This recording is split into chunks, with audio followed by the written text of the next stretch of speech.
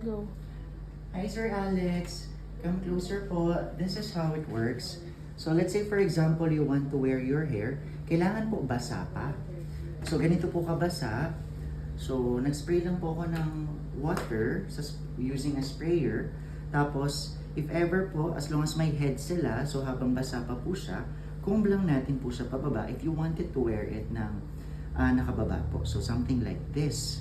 Yan po. And then, let it sit there overnight and then matutuyo na po siya ng ganito. But let's say for example, you want to wear your hair brush up. Suklayin lang po natin siya again habang ganito po siya kabasa. Brush up lang po natin siya. Ganyan po. Ayan. Then also on this side, sprayan lang din natin ng water. Ganyan po.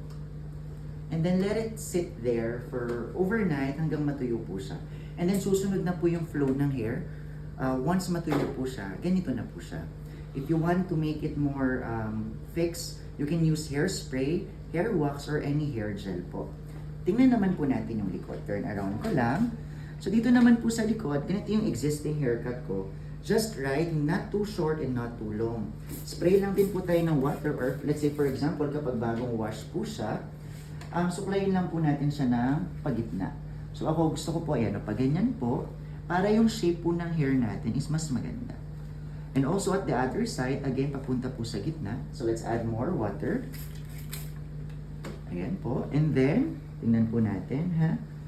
So, ayan po. So, para yung texture po ng hair is maganda po. So, once matuyo po ito, mas maganda na po siya. So, sa back naman po, ganito lang po parati yung gagawin natin. Spray lang po and pagitna. Yan, paganyan lang po siya. Yan po. Papunta lang po sa gitna. Pagitna and pababa. Yan.